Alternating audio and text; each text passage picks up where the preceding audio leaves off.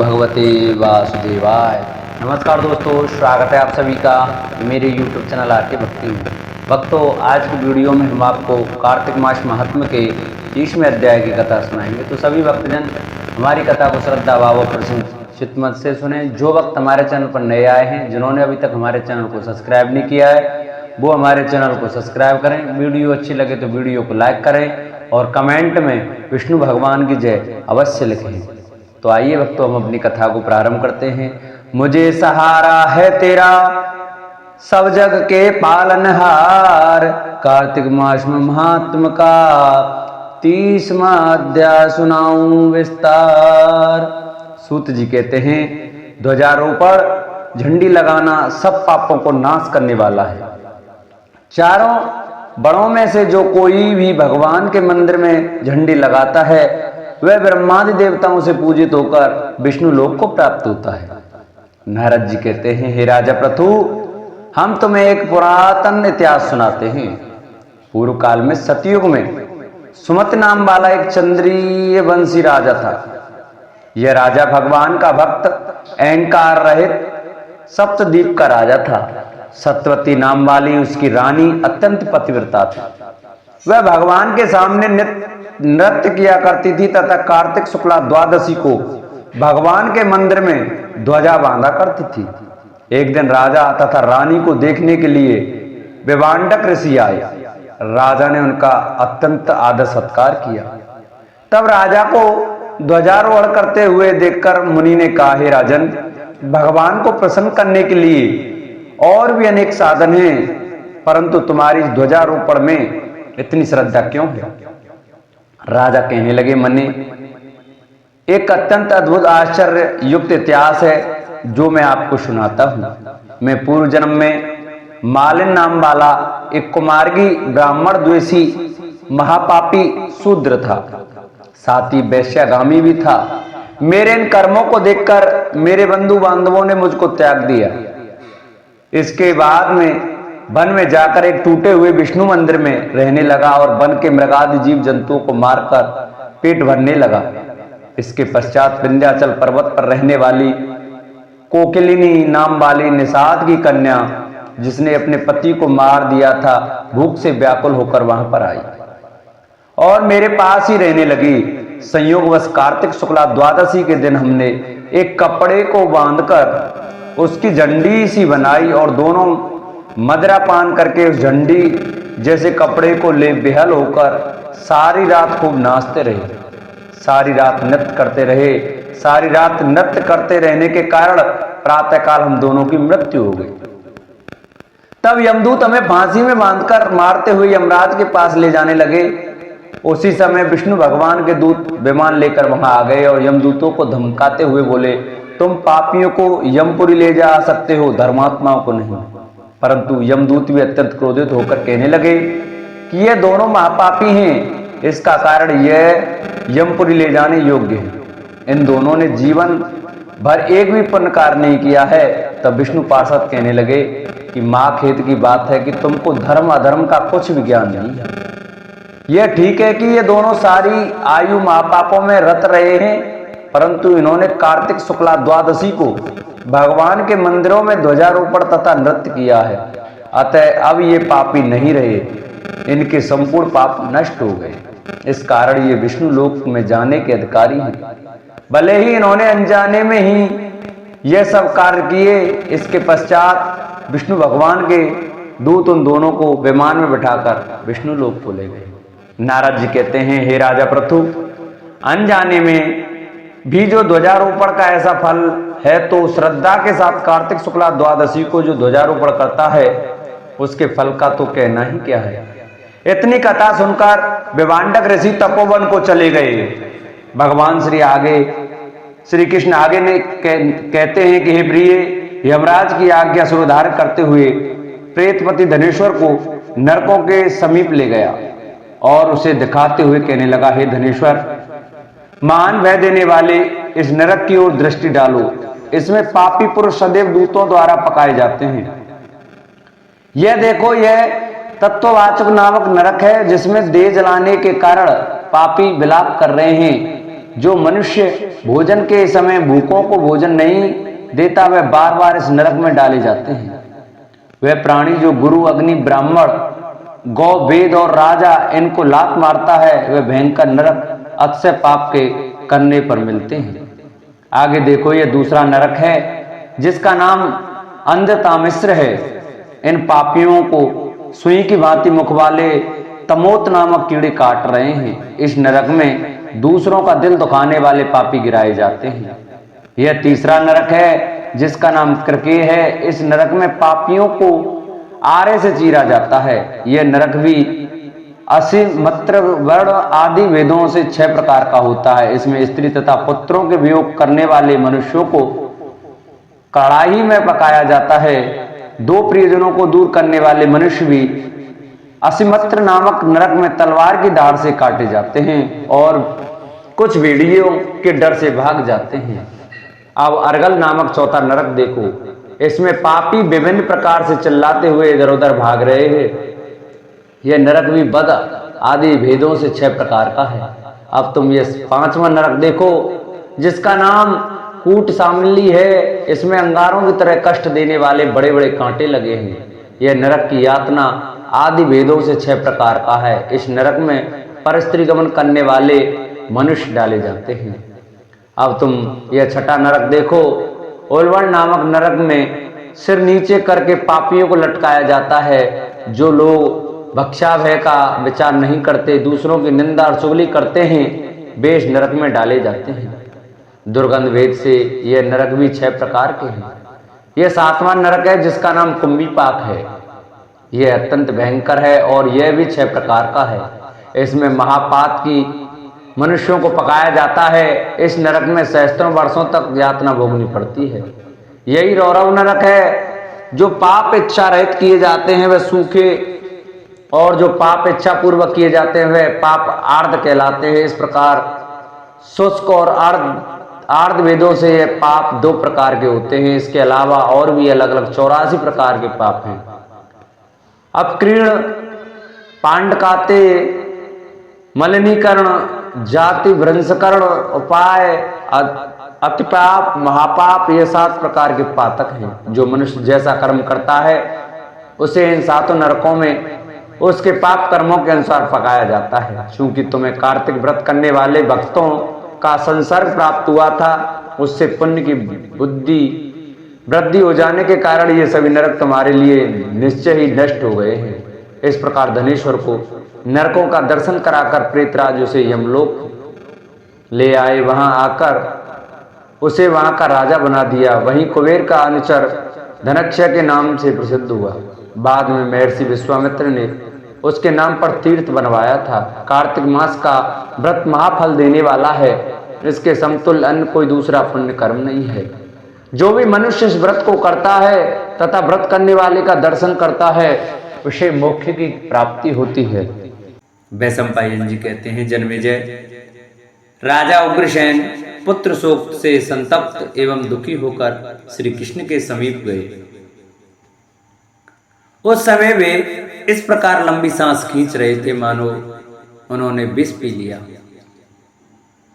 उन्होंने देखा पिता के घर में श्री कृष्ण यादवों से घिरे हुए बैठे और कंस के निधन से मलिन मुख को पश्चाताप करते हुए चिंतामग्न हो रहे। वे कंस की पत्नियों के बहुतेरे करुण विलाप सुनकर उस यादव समाज में अपनी निंदा करते हुए बोले, अहो, मैंने अत्यंत अविवेक के कारण रोषवश दोष का ही अनुसरण किया और इस कंस का वध करके हजारों स्त्रियों को विधवा बना दिया।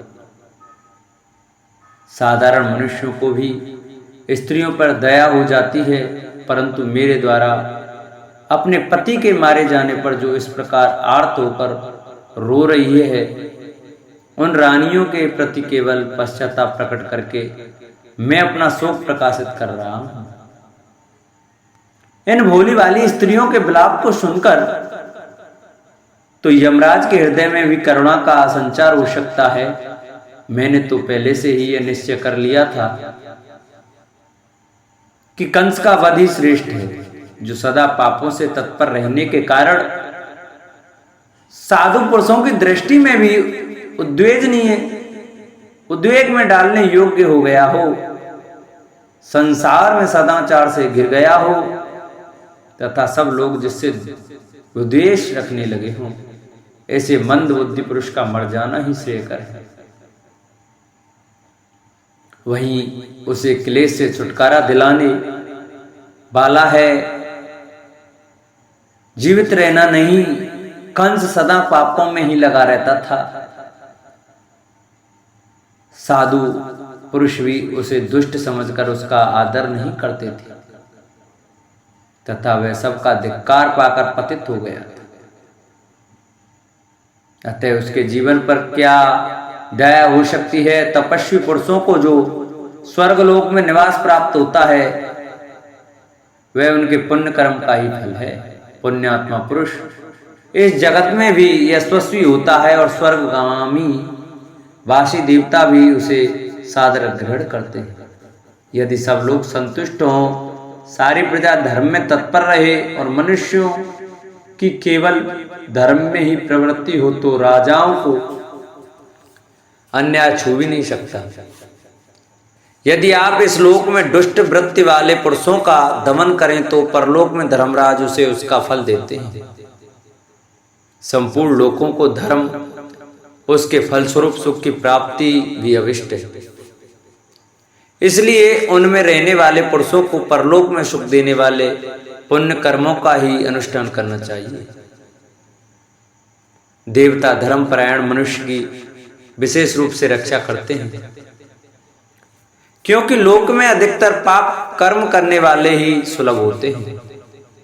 अतः मैंने जो इस कंस का वध किया है इसे आप लोग ठीक समझें, क्योंकि ऐसा करके मैंने उसके पाप कर्म का मूलोच्छेद कर डाला है।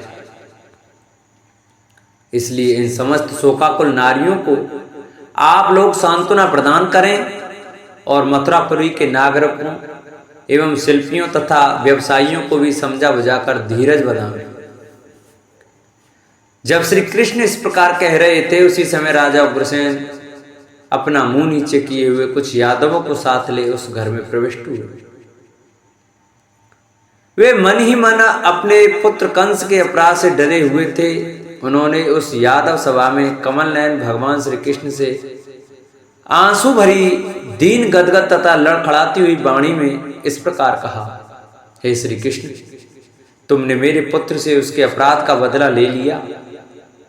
अपने उस शत्रु को क्रोधपूर्वक यमलोक पहुंचा दिया, धर्म के अनुसार कीर्ति प्राप्त कर ली और भूमंडल में अपने नाम का डंका पीट दिया।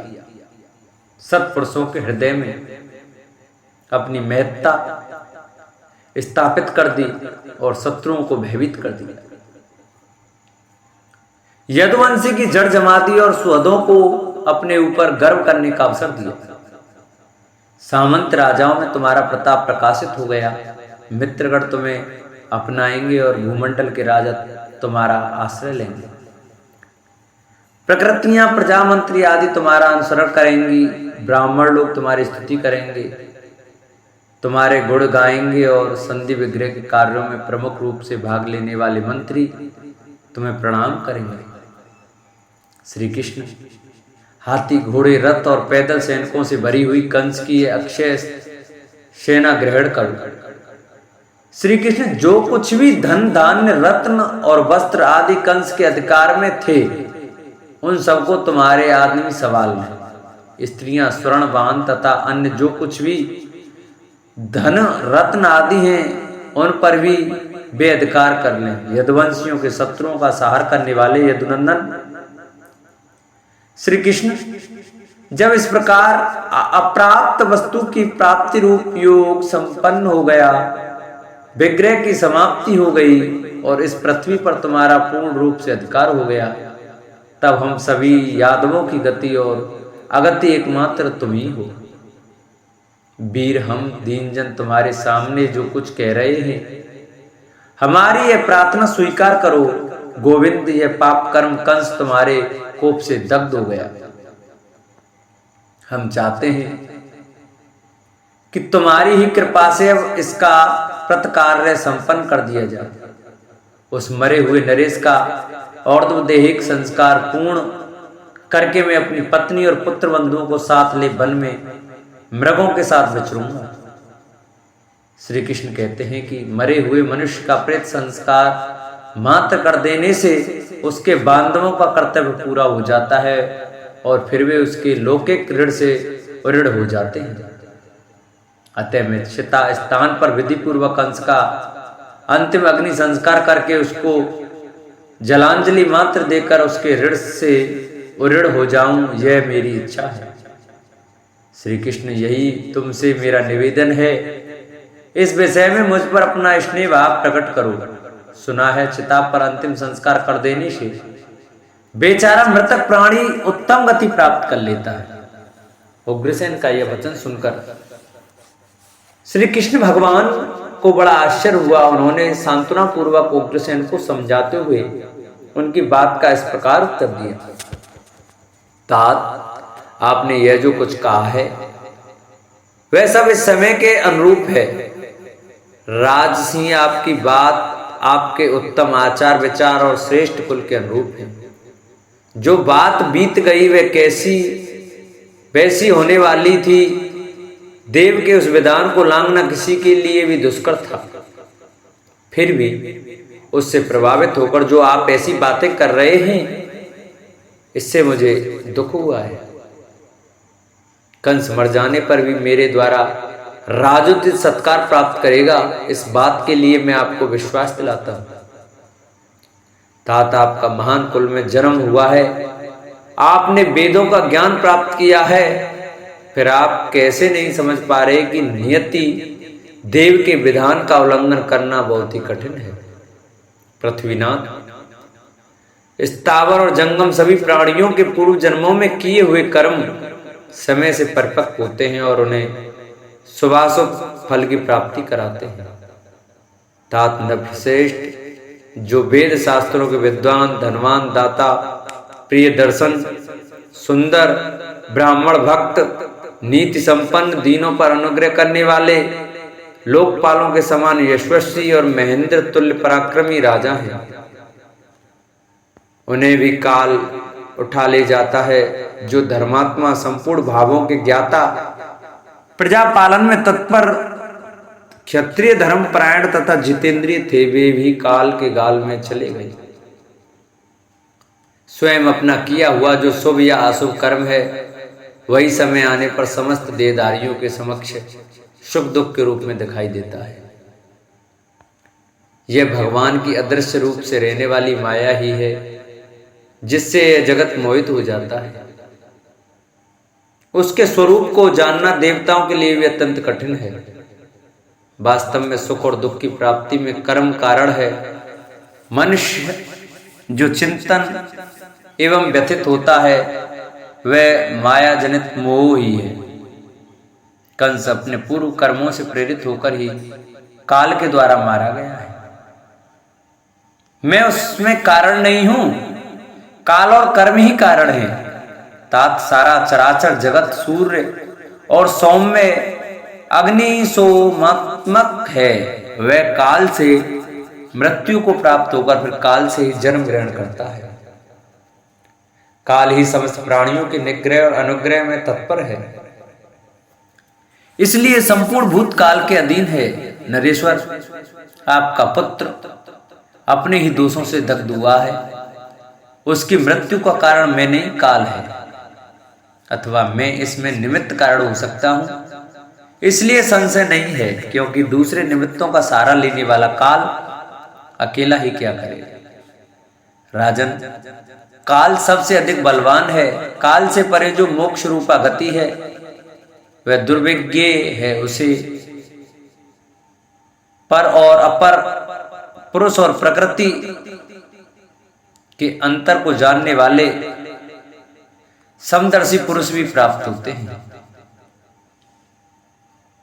वही काल की परम गति है, जिसे सब कुछ काल के अधीन प्रतीत होता है।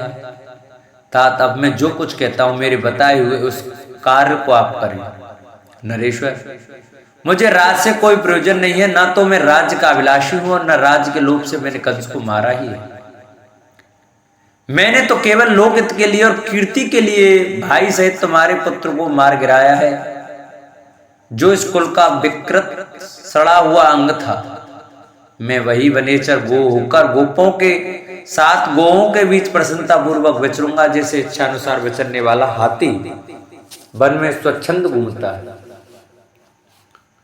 मैं सत्य की शपथ खाकर इन बातों को 100 बार दोहराकर आपसे कहता हूं, मुझे राज्य से कोई काम नहीं है। आप इसका विज्ञापन कर दीजिए। आप यदुवंशियों के अग्रगण्य स्वामी तथा मेरे लिए भी माननीय हैं, अतः आप ही राजा हो नृपश्रेष्ठ। आप अपने राज्य पर अपना अभिषेक कराइए, आपकी विजय हो। यदि मेरा आपको प्रिय कार्य करना हो अथवा यदि आपके मन में मेरी ओर से कोई व्यथा न हो तो मेरे द्वारा लौटाए गए इस राज्य को दीर्घ काल के लिए ग्रहण करें। वह संपायन जी कहते हैं, जन्मेजय श्री कृष्ण भगवान की यह बात सुनकर उग्रसेन ने कोई उत्तर नहीं दिया। वे लज्जित होकर सिर झुकाए चुपचाप खड़े रह गए। उस समय धर्म के ज्ञाता गोविंद ने राजा उग्रसेन को यादवों के राज्य पर अभिषिक्त कर दिया। सिर पर मुकुट बांधे महातेजस्वी श्रीमान राजा उग्रसेन ने श्री कृष्ण के साथ रहकर कंस का अंत्योष्टि संस्कार किया। श्री कृष्ण के आदेश से समस्त मुख्य यादवों ने मथुरापुरी के राजमार्ग पर राजा उग्रसेन का उसी प्रकार अनुसरण किया था जैसे देवता देवराज इंद्र का अनुगमन करते हैं। जब रात बीती और सूर्योदय हुआ, उस समय श्रेष्ठ यादवों ने मिलकर कंस के अंत्येष्टि संस्कार की तैयारी की। उन सब ने कंस के शरीर को शिविका में रखकर क्रम से अंत्येष्टि कर्म के विधान से उसका दाह संस्कार किया। राजकुमार कंस का सब पहले यमुना जी के उत्तम तट पर लाया गया, फिर यथोचित रीति रिवाज से मृत्युकालिक चिंताग्नि के द्वारा उसका सादर अंत्येष्टि संस्कार किया गया। उसी प्रकार श्री कृष्ण सहित यादवों ने उसके भाई महाबाहु सुनामा का भी दाह संस्कार किया। वृष्ण और अंधक आदि कुलों के लोगों ने उन दोनों के लिए जलदान किया और बारंबार यह कहा कि यह जल प्रेतों के लिए अक्षय हो। श्री हरि तथा नृपश्रेष्ठ उग्रसेन ने श्राद्ध में कंस के उद्देश्य से ब्राह्मणों को 10 करोड़ स्वर्ण मुद्राएं, बहुत सी गौएं, रत्न वस्त्र तथा नगरों जैसे सम्मानित ग्राम दिए। बारंबार विप्रों से यह कहा, हमारा दिया हुआ यह दान उस दिवंगत आत्मा के लिए अक्षय हो।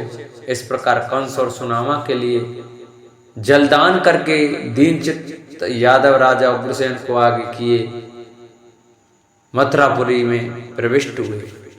कुल हरिवंश महापुराण की जय। इस प्रकार श्री हरिवंश महापुराण के अंतर्गत विष्णु पर्व में उग्रसेन का अभिषेक तथा कंस के अंत्योष्टि संस्कार कथन विषयक 27वां अध्याय पूरा हुआ। बोलो हरिवंश महापुराण की जय।